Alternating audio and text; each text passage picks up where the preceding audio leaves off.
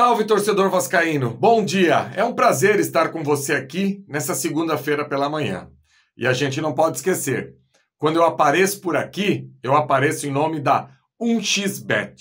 No primeiro link fixado aqui embaixo, você entra, faz o seu cadastro e você tem a possibilidade, com a palavra-chave, o código AVE+, dobrar na sua primeira entrada. Ou seja, você que gosta aí do mundo das apostas esportivas e você que nunca teve a possibilidade de ter acesso, chegou a hora. Clica aqui embaixo e navegue por esse mundo da 1xBet. Pois bem, torcedor vascaíno, desde a minha última aparição por aqui, o Vasco vai renovando os seus assuntos. E olha que a bola nem rolou, porque a gente teve essas rodadas suspensas do Campeonato Brasileiro, só que o Vasco é uma máquina de notícias e entretenimento. E o importante é que o torcedor vascaíno precisa ter a noção que de hoje até amanhã, meia-noite, o foco total precisa ser no jogo contra o Fortaleza. E olha que temos em pauta dois assuntos muito interessantes. O primeiro deles, a questão ainda que envolve essa guerra entre a associação e a empresa norte-americana pela gestão da Vasco SAF. Por enquanto, a empresa norte-americana ainda não conseguiu caçar essa liminar e os poderes do clube estão na mão do presidente Pedrinho.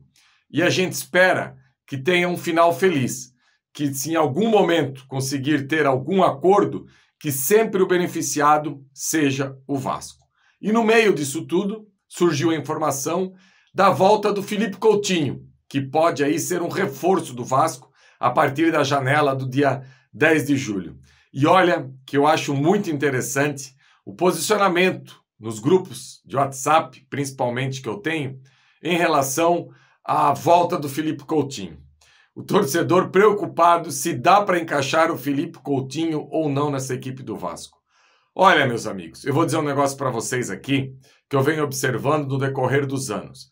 Eu acho que a única posição no Vasco que não vai dar para o Felipe Coutinho jogar é no lugar do Léo Jardim.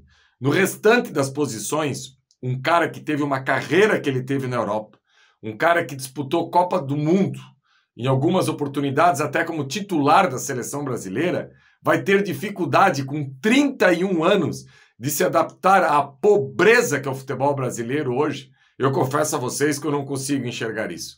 Eu consigo enxergar o Coutinho aqui como um protagonista, um cara que vai chegar e vai arrebentar. E não precisa falar que para ele fazer isso, ele precisa estar minimamente condicionado fisicamente e clinicamente sem nenhum problema. Só que isso é a premissa para um jogador assinar contrato. Eu não preciso ter essa preocupação, porque a partir da hora que você faz um contrato com qualquer clube, e isso não precisa ser o Felipe Coutinho, pode ser qualquer outro jogador, ele passa por uma bateria de exames e depois é anunciado ou não. Então assim, eu vou dar um exemplo para você. Lá atrás, o Vasco fechou com o Júnior Urso. E o torcedor lembra por que o Júnior Urso acabou não assinando com o Vasco? Porque não passou no exame médico. Simples assim. Então, essa questão, se o Felipe Coutinho vai render pela questão física e clínica, isso precisa ser visto antes. E eu até acho que dá até para colocar meta no contrato ou algo assim em relação aos jogos que ele vai participar com a camisa do Vasco. Agora, dentro de campo, meu Deus do céu. E um outro debate que eu vejo é se vai ter possibilidade de jogar ele e Payet juntos. Pelo amor de Deus, quem não pode jogar junto nessa equipe do Vasco é eu com o Sérgio Quindi, é o Flávio Dias e o Emerson Rocha, é o Marquinhos e o Joel Silva, entendeu? Esses é que não podem jogar junto na equipe do Vasco. Agora, dois craques, dois caras com as carreiras consolidadas no futebol europeu, como que esses caras não podem ter a possibilidade de jogar juntos na equipe do Vasco?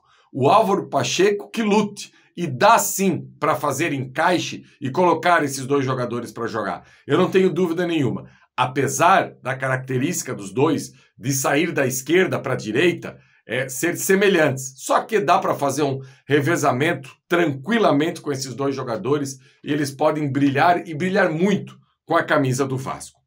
Só que, dito isto, falando sobre essa briga jurídica, sobre Felipe Coutinho e Payet e a possível chegada do Felipe Coutinho, o que mais importa, torcedor, e a gente tem que focar muito, é no jogo de amanhã à noite.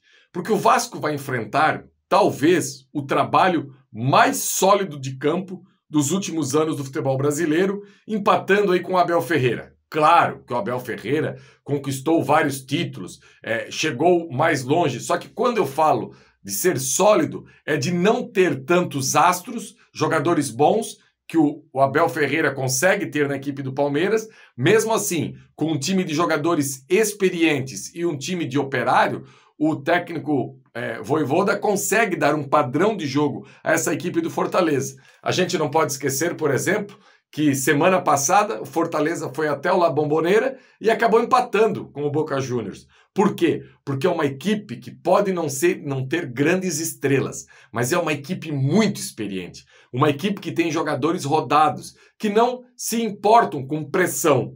Quem acha que amanhã à noite, com São Januário lotado, com a pressão da torcida, essa equipe do Fortaleza vai sentir, eu queria dar um recado aqui para vocês. Se o Vasco não jogar bola, se o Vasco não for efetivo, se o Vasco não souber defender minimamente, e se o Vasco não for organizado ofensivamente, o Vasco não vai conseguir essa vaga.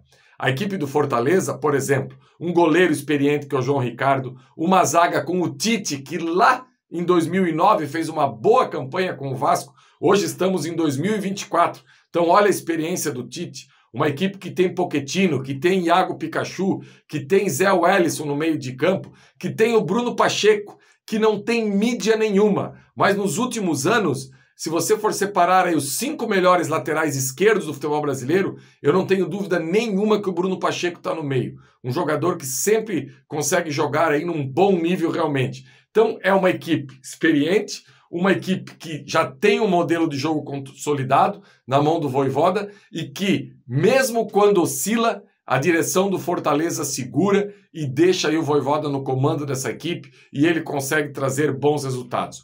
Por exemplo, é o atual vice-campeão da Copa Sul-Americana. Então, não é uma equipe de bobeira que tem lá do outro lado. Então o técnico Rafael Paiva, que vai comandar a equipe, e eu no Faísca Tá 1 do último sábado, deixei claro que era isso mesmo, que ontem à noite, aliás, na nossa live resenha, brilhantemente apresentada aí pelo Emerson Rocha e o gigante trabalho do Marco Vasconcelos, direto do aeroporto, o Álvaro Pacheco já deixou claro que quem vai comandar é o Rafael Paiva. E tá certo mesmo que tato que teria o Álvaro Pacheco para tentar fazer alguma alteração se ele até agora não teve nenhum contato físico com o elenco. Apesar que ele deixou claro ontem que ele já conversou, já viu outras características, vem trocando ideia, só que não é assim. O futebol não se faz por telefone, por WhatsApp. Futebol se faz no dia a dia. E eu não tenho dúvida que o Rafael Paiva já tem hoje elementos suficientes para saber escalar o melhor Vasco. A ideia, basicamente, é meio que repetir a equipe do último jogo, provavelmente com o Rossi aí perdendo a posição para o Watson. Aliás, como eu torço para o Watson ter uma sequência, porque eu vejo no Watson qualidade para ser, sim, titular nessa equipe do Vasco. Um jogador que gosta de um jogo apoiado, um jogador que tem drible. Eu acho que ele precisa ficar mais em campo aí para poder ajudar essa equipe do Vasco. E lá na frente, fazer companhia com o David e com o Payet. A questão do João Vitor provavelmente novamente vai ser aí o titular da lateral direita. Eu confesso a você, torcedor, que eu não vejo a hora desse Vasco voltar a atuar com 3 zagueiros, porque o João Vitor, ele joga de lateral direito, mas ele não se sente à vontade na lateral direita. Eu vejo que o Álvaro Pacheco, óbvio que não para o jogo de terça-feira, quem sabe o Rafael Paiva até possa montar esses 3 zagueiros, como fez, aliás, no jogo de ida. A gente não pode esquecer isso. Se ele voltar aí com os 3 zagueiros, foi o modelo de jogo que ele fez lá em Fortaleza e voltou com 0-0. Então eu ainda fico com essa pulguinha atrás da orelha se o Rafael Paiva vai ter a escalação do último jogo apenas com a entrada do Watson, ou daqui a pouco pode voltar aí com os 3 zagueiros, que foi um modelo de jogo que acabou encaixando com aquilo que ele fez lá em Fortaleza.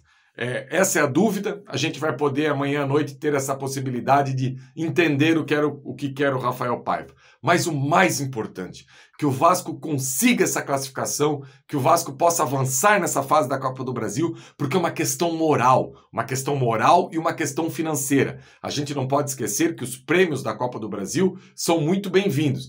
Principalmente o Vasco agora, né? Que a gente não sabe se tem dinheiro em caixa, se não tem dinheiro em caixa. Ô, Vasco! Esse Vasco não é fácil. E esse dinheiro seria muito bem-vindo, até porque ele entra de forma meio que rápida nos cofres do clube e já poderia ajudar aí com alguma coisa. No mais, é uma questão esportiva do Vasco conseguir aí ficar entre os 16 clubes na Copa do Brasil e estar a 3 mata-matas de, quem sabe, repetir aquela campanha de 2011. Olha, em competições de mata-mata, eu vejo que, às vezes, equipes que nem estão tão encaixadas conseguem chegar longe. E o Vasco é um time grande, um time que, jogando em casa, eu gostaria de ver ocupar fases mais adiante da Copa do Brasil.